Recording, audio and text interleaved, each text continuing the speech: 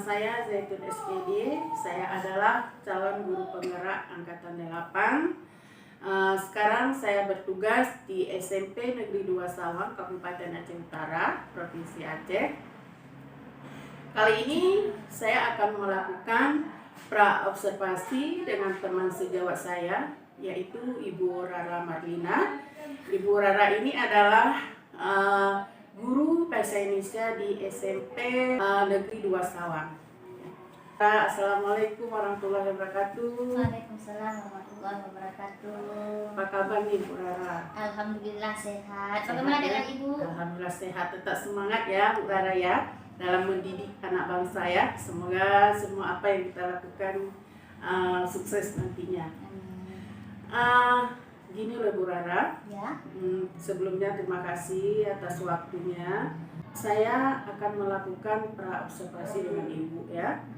Jadi sebelum melakukan pra-observasi, nanti saya akan melihat bagaimana proses pembelajaran yang Ibu lakukan di kelas nantinya. Jadi tujuan saya melakukan supervisi yaitu untuk mengetahui ya dan mengevaluasi proses pembelajaran yang Ibu lakukan, kemudian sebagai persiapan awal Ibu lebih siap. Nanti kan Ibu kenapa nih Ibu masuk, ada apa? Jadi sebelumnya kita melakukan pra-observasi dulu agar Ibu lebih siap ya nanti di dalam saya melakukan supervisi di kelas. Jadi Bu Rara, apa nih kira-kira materi yang Ibu berikan nanti ketika saya melakukan supervisi? Nah, kebetulan untuk Senin ini Bu ya sudah memasuki ke dalam teks prosedur. Nanti ada pengertian teks prosedur, kemudian contoh-contohnya, struktur dan kebahasaannya. Berarti materinya tentang teks prosedur ya Bu? Teks prosedur. Oh iya. Kemudian tujuan dari pembelajaran yang Ibu lakukan nanti apa ya Bu? Nah, yang pertama tujuannya untuk kesiapan siswanya ya, untuk mengidentifikasi murid tentang teks prosedur. Yang kedua ada siswa itu mampu mengidentifikasi teks prosedur grafis Bu. Ada 2. Oh berarti ada 2 ya. Berarti di pengetahuan dan di keterampilannya ya Bu. Berarti itu yang kita tonjolkan ya di dalam pembelajaran kita nanti. Kemudian Bu Rara, dari pembelajaran ini nanti area apa yang ingin Ibu kembangkan? Nah, ada 2 ya area yang ingin saya kembangkan. Yang pertama itu siswa mengidentifikasi teks prosedur. Yang kedua yaitu keterampilan. Siswa mampu menulis teks prosedur. Ada 2. Ada 2 juga ya. Berarti pengetahuan dan keterampilan ya. Kemudian Ibu, rencana pembelajaran bagaimana nih? Rencana pembelajaran rencananya yang ingin Ibu terapkan di dalam kelas, baik dari strategi pembelajarannya, model pembelajaran, media pembelajarannya, itu kira-kira bagaimana? Nah, untuk rancangan pembelajaran yaitu strategi yang saya gunakan menggunakan pembelajaran berdiferensiasi. Nah, berdasarkan kesiapan belajar siswa yang diintegrasikan dengan pembelajaran sosial dan emosional. Kemudian saya menggunakan medianya laptop, buku pelajaran, dan infokus Bu. Ya. Kemudian untuk metodenya saya menggunakan PBL, Problem Based Learning ya Bu. Berarti medianya ada infokus ya. Kemudian buku tentunya ya Bu. Buku pegangan. Kemudian apalagi Bu? Penguatan infokus ya. Bagus sekali ya Bu Rara ya. Kemudian jadi ini Bu Rara, kapan nih kira-kira saya bisa melakukan observasi di kelas nanti? Nanti Senin Ibu bisa langsung masuk. Senin jam ke-1 dan ke-2 di kelas 1-3. Senin tanggal 23 Oktober. Di Senin ya. Insyaallah ya Bu. Saya tidak ada kendala. Insyaallah saya bisa datang ya Bu. Baik Ibu, berarti insyaallah saya akan akan datang untuk melakukan supervisi di kelas ibu. Kemudian saya akan mencatat nanti apa saja yang terjadi di dalam kelas ya Bu. Nanti setelah ibu lakukan kegiatan observasi atau pembelajaran di kelas, nanti ada pasca observasi ya Bu. Di pasca ini nanti saya akan ditemani dan ada pengajar praktik saya, Ibu Nia Astuti nanti. Juga sebelum kita akhiri Bu Rara, apa nih yang Ibu Rara dapatkan dari percakapan kita hari ini? Dari percakapan hari ini yang pertama ya, saya mendapatkan pengetahuan. Yang pertama pengetahuan tentang bagaimana ibu sendiri menjadi guru penggerak. Kemudian yang kedua kesiapan saya sendiri dalam melakukan pembelajaran nantinya. Iya, mudah-mudahan ya Bu Rara. Saya doakan nanti Bu Rara juga bisa lulus ya, menjadi calon guru penggerak nanti. Jadi sekian Bu Rara percakapan kita hari ini. Semoga bermanfaat.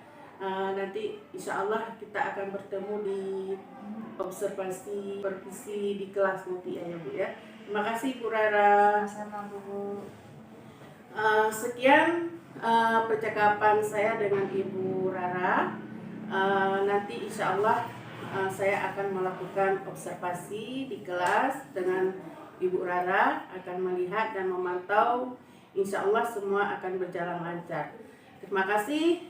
Assalamualaikum warahmatullahi wabarakatuh.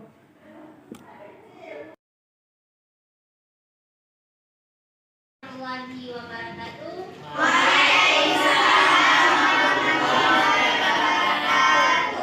Apa kabarnya hari ini? Baik semua ya? Nah, berjumpa lagi kita hari ini ya, memasuki pelajaran bahasa Indonesia. Nah, sebelumnya ibu absen dulu ya. Siapa yang tidak hadir hari ini? Diana Marcella. Kenapa? Sakit. Siapa lagi? Adriana bisa. Ada kabar? Tidak. Siapa lagi? Darman. Darman. Ada kabar? Ini. Izin. Nah, sebelum memulai pembelajaran, alangkah sebaiknya kita berdoa dulu ya. Berdoa dalam hati masing-masing. Berdoa mulai. Nah, minggu lalu kita sudah belajar tentang teks prosedur, pengertian teks prosedur. Hari ini kalian akan belajar cara menulis teks prosedur berdasarkan strukturnya.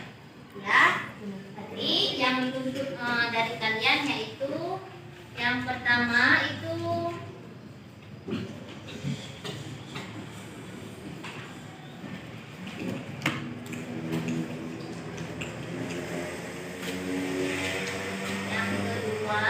menulis teks prosedur.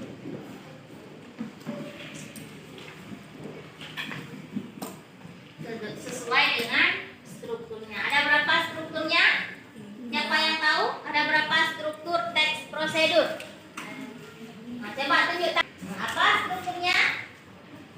Judul. Ya. Pengantar yang menyatakan tulisan. Ya. Alat dan bahan. Ya. Langkah atau tahapan. Ya. Kesimpulan. Ya, ada 5 struktur teks prosedur. Masih ingatkah kalian apa itu teks prosedur? Nah, coba tunjuk tangan. Apa itu teks prosedur? Orang. Teks prosedur Ya. adalah teks yang berisi langkah-langkah dalam melakukan suatu kegiatan, membuat suatu alat. Ya, bagus sekali. Itu adalah pengertian dari teks prosedur, yaitu berisi langkah-langkah ataupun tahapan-tahapan dalam melakukan sesuatu. Nah, hari ini kalian akan menulis teks prosedur berdasarkan strukturnya. Saya bagikan kelompok ya, nanti dikerjakan di dalam kelompok. Ini sebagai kelompok 1, ini sebagai kelompok 2, ini sebagai kelompok 3, dan ini sebagai kelompok 4. Kelompok 1 nanti akan menulis step prosedur. Kalian mau menulis apa? Ya, cara ataupun langkah mencuci baju. Kelompok 2 cara memasak mie instan. Kelompok 3 cara membuat puding. Kelompok 4 untuk apa? Cara membuat layang-layang. Oke, semuanya sudah bagus. Untuk judulnya dulu sudah bagus ya. Sekarang silakan bentuk kelompok. Duduk. Semuanya sudah duduk di kelompok masing-masing. Silakan dikerjakan. Ini yang saya nilai dari kalian. Yang pertama itu isi dari tugas kalian. Sudah ada 5 strukturnya atau belum? Nanti ya. Yang kedua yang saya lihat itu tanda baca di setiap tulisan kalian. Yang ketiga itu kekompakan. Jangan ada siswa yang menunggu kawan untuk menyiapkannya. Harus sama-sama menuangkan ide sehingga menjadi suatu teks yang baik dan bagus. Oke, silakan dikerjakan.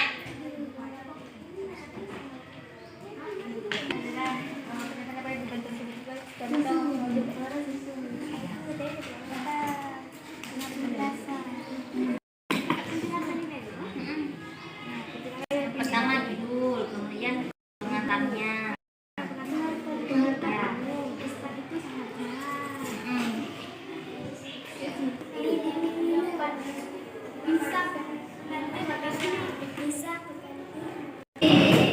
Tepuk siang, pagi, malam, jalan-jalan.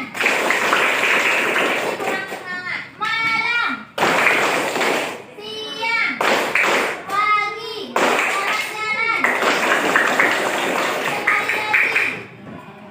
Pagi, siang, malam, jalan-jalan.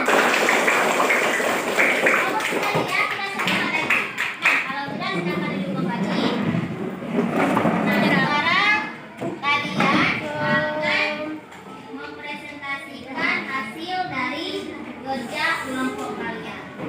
Nah, kelompok pertama silakan bangun kelompok 1.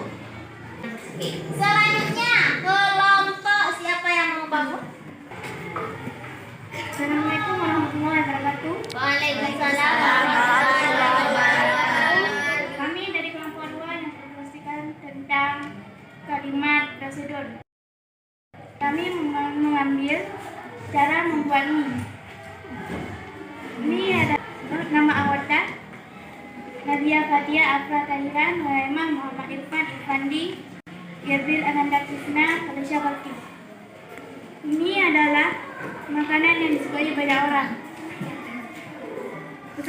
Penasarankah dengan proses cara pembuatan mie instan? Mari kita simak uraian berikut ini. Bahan: mie instan, air panas, bumbu sayuran, daging, minyak goreng, tomat, bawang, daun sop, kerupuk, dan udang. Peralatannya: pisau, sendok, panci, dan piring. Cara pembuatannya: bagian 1, siapkan minyak panas, masukkan bawang, tomat yang sudah diiris, dan masukkan bumbu, tumis sebentar. Kemudian masukkan sayuran dan daging beserta udang. Tambahkan air, tunggu sampai mendidih. Masukkan mie instan, lalu tunggu sampai matang. Masukkan daun sop, sajikan di piring. Hidangkan kerupuk. Itu saja yang saya sampaikan. Kami dari kelompok 2 ada minta maaf. Assalamualaikum warahmatullahi wabarakatuh. Waalaikumsalam warahmatullahi wabarakatuh. Tadi ya, cara memasak mie instan. Sepertinya sedap sekali ya, mie instan kelompok 2 ya.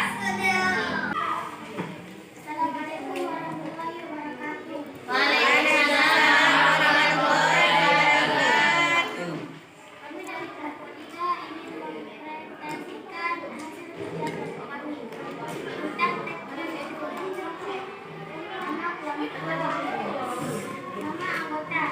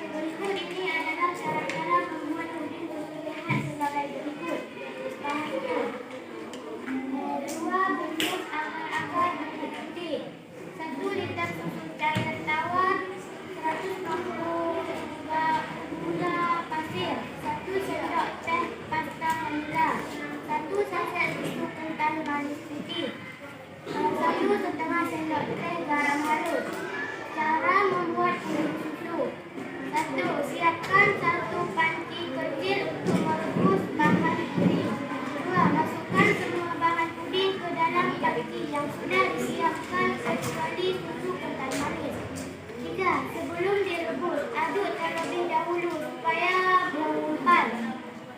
4. Rebus semua bahan yang sudah masuk di dalam panci di atas api sedang tunggu sampai mendidih sambil diaduk-aduk. Hindari penggunaan api yang terlalu besar karena akan membuat adonan pecah. 5. Matikan api, lalu tambahkan susu kental manis, aduk hingga merata. 6. Siapkan cetakan, lalu tuang rebusan puding ke dalam cetakan. Diamkan sampai dingin dan membeku. 7. Potong puding yang sudah beku, kemudian sajikan di atas piring saji. 8. Puding susu siap untuk dinikmati.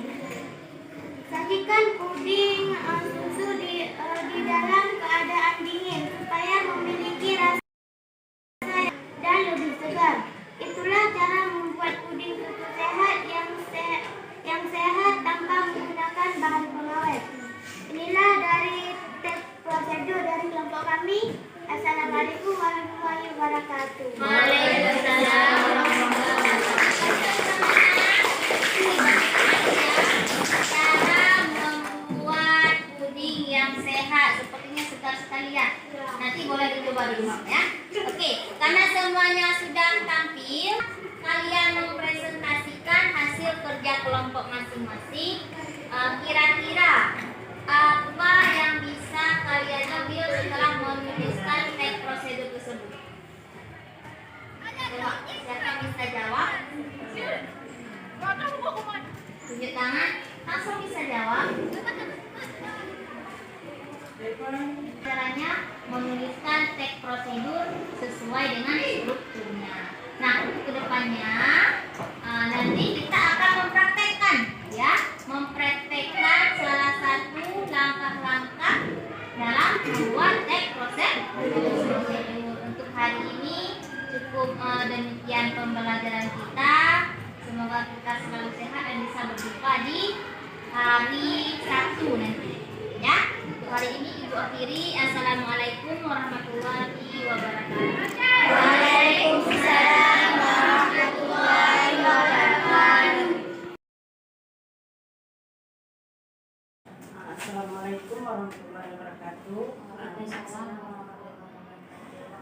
Bertemu lagi dengan saya, Zaitun SPD. Saya adalah calon guru penggerak angkatan 8 di SMP Negeri 2 Sawah. Kali ini saya juga ditemani oleh Ibu Ramadina. Beliau adalah guru bahasa Indonesia di SMP Negeri 2 Sawah. Kemarin kita sudah melakukan pra-observasi dan observasi ya Bu. Jadi kali ini di pasca observasi saya juga ditemani juga oleh Ibu Mia Astuti sebagai pengajar praktik kami. Assalamualaikum Ibu Rara.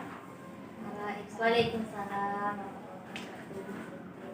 Apa kabar nih Ibu Rara? Alhamdulillah baik sekali. Bagaimana dengan Ibu? Alhamdulillah saya juga baik Bu, sehat ya. Bu Rara, hari ini kita akan melakukan pasca observasi ya Bu. Kemarin kita sudah melakukan observasi di kelas ya. Saya sudah melihat bagaimana Ibu melakukan observasi atau pembelajaran di kelas dengan anak-anak.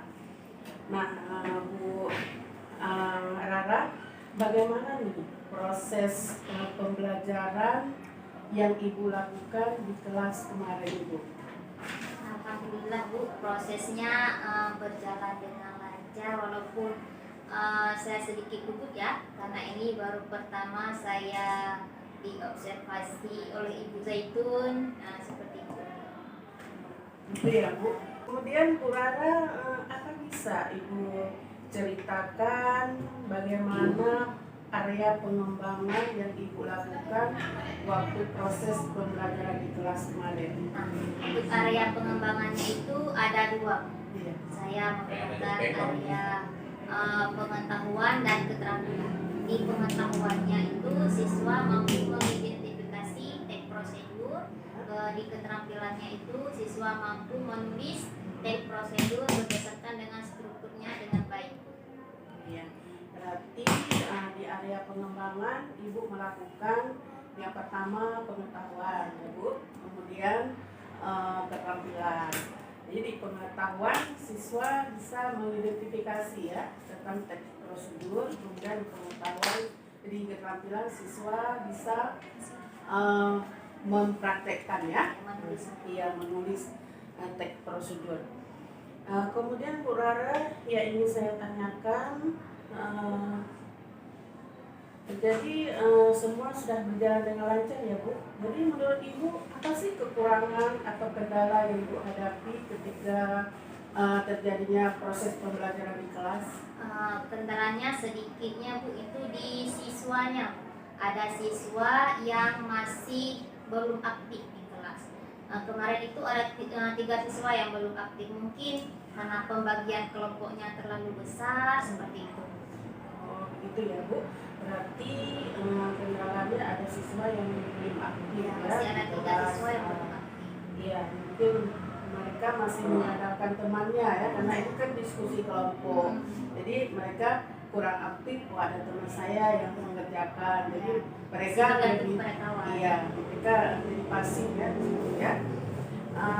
Kemudian Bu Rara, kira-kira mengapa hal itu bisa terjadi Bu Rara? Kenapa ada siswa yang kurang aktif pada saat pembelajaran itu?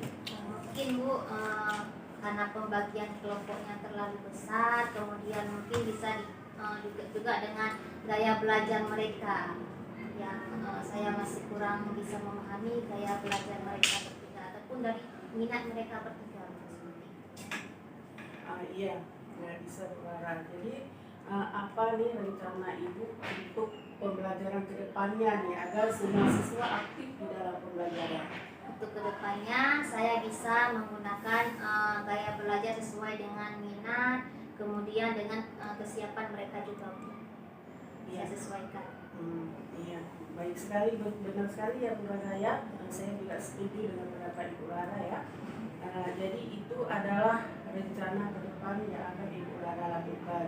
Jadi kita harus dulu membuat gaya belajar siswa ya, kemudian minat siswa dan kesiapan siswa ya, kemudian profil belajar siswa. Sedang kita kelompok-kelompokkan itu, mungkin anak akan senang dan akan bersemangat untuk belajar karena sesuai dengan gaya belajarnya, dengan minatnya ya, dengan profil dia ya. Itu Bu Rara ya. Kemudian semoga apa yang kita harapkan itu akan tercapai ya Bu Rara. Jadi mungkin untuk waktu kapan nih Bu Rara akan melakukan perubahan ini? Nah, untuk perubahannya saya akan melakukan secepatnya Bu. Kenapa? Karena agar proses belajar mengajar itu lebih mudah, lebih cepat, lebih aktif siswanya. Makanya saya harus melakukan secepatnya. Iya. Terima kasih ya Bu Rara ya. Bagus sekali ya. Semoga apa yang kita harapkan, apa yang kita cita-citakan akan tercapai ya. Sehingga proses pembelajaran di kelas dapat berlangsung dengan baik, aman dan menyenangkan untuk anak. Ya, sekian Bu Rara. Terima kasih atas wawancaranya, atas pasca observasi ini. Semoga bisa menjadi perubahan untuk kita bersama. Terima kasih Bu Rara. Assalamualaikum. Oke, saya sudah berjalan pasiennya tadi sempat saya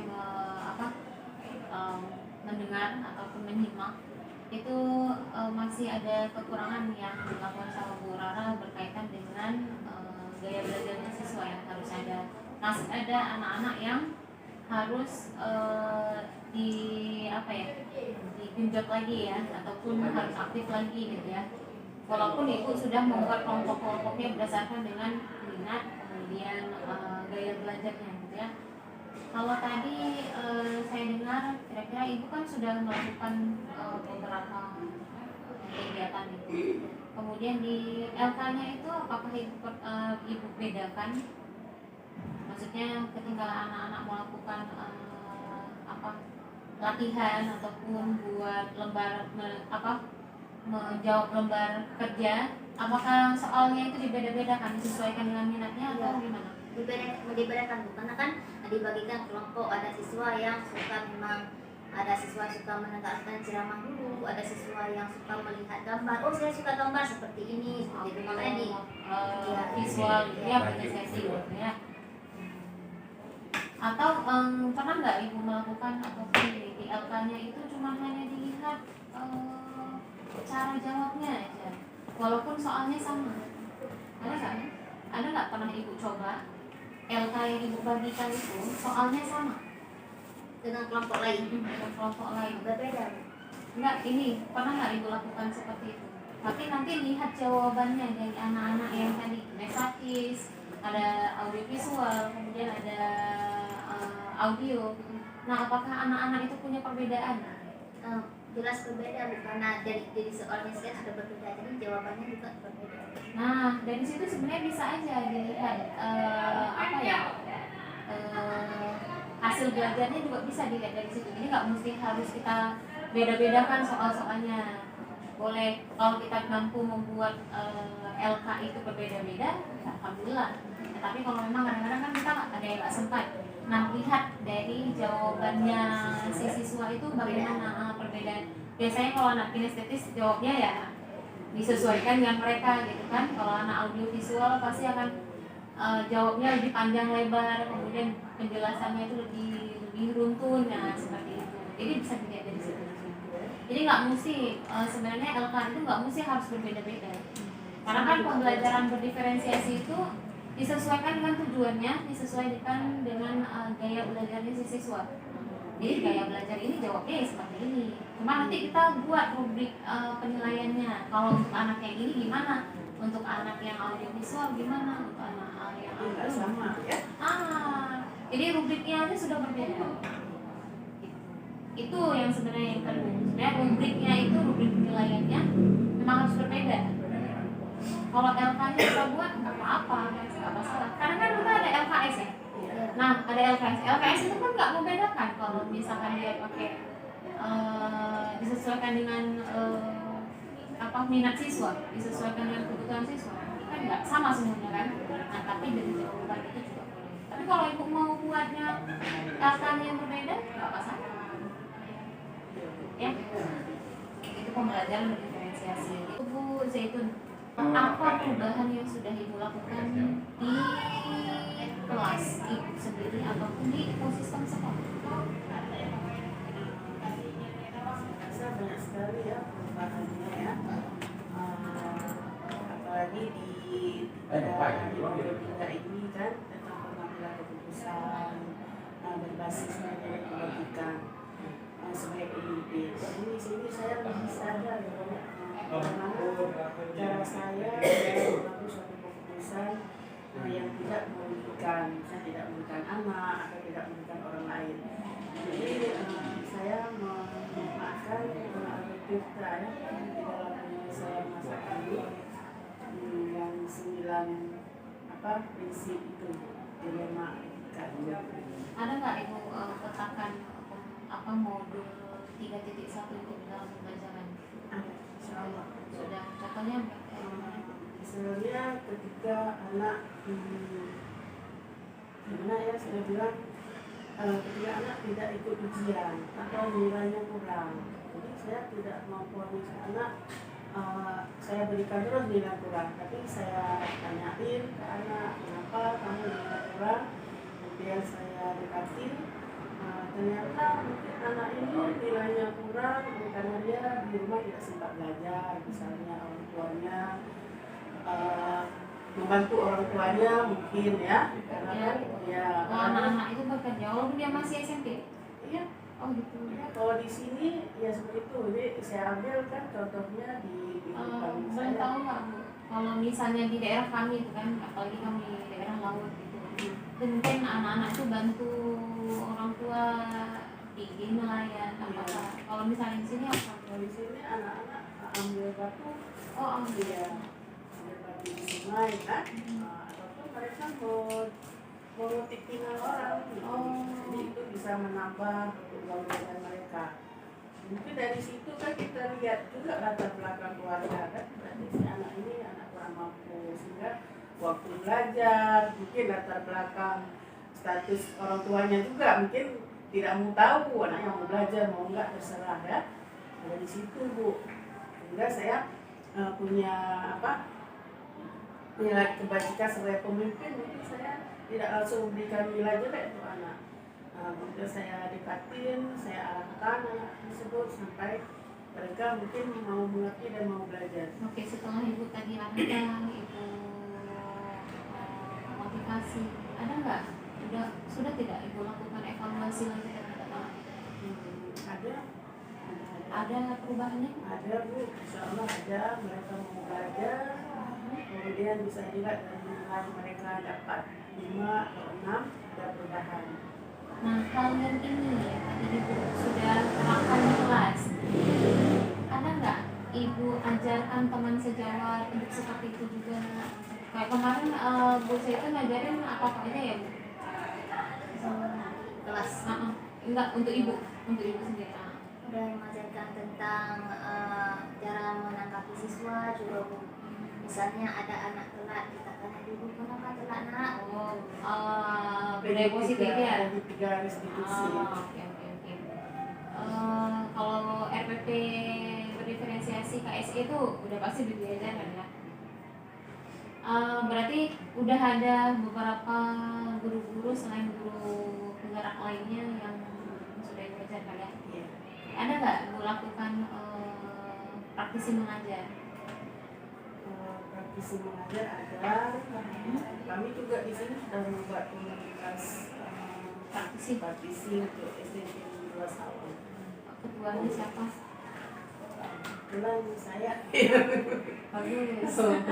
Berarti ketuanya langsung Ibu kan sebagai calon guru penggerak. Jadi sebenarnya benar bagus itu kalau misalnya praktisi mengajar itu kan karena dari kita dulu ya, dari kita sebagai guru penggerak kita ajarkan teman-teman sejawat supaya ekosistem sekolah itu juga terarah dan disesuaikan dengan profil pelajar yang bersiswa ya. Oke, program yang sudah berjalan yang Ibu lakukan apa saja? Kalau di SMP tadi saya ada program bisa dibawa. Itu program bersapa bersih ya. Kemudian juga di sekolah kami ada literasi. Literasinya dalam bentuk apa? Literasi kami lakukan sebelum belajar semua siswa itu diwajibkan membaca 15 menit. Nah di sini kami setiap kelas ada pojok-pojok baca. Pernah nggak Ibu analisiskan anak-anak yang ketika 15 menit itu di pojok baca itu? Pernah nggak anak-anak cuma buka buku aja dia ngapain gitu? Di sini saya sering mengatakan kepada anak buku yang kamu baca itu saya kasih waktu seminggu. Ini buku apa yang dia baca ya dia kemari. Misalnya buku cerita dongeng juga bisa, buku pengetahuan juga bisa. Jadi si anak membaca dalam waktu 1 minggu dia harus bisa membuat resume dari bacaan yang dia baca.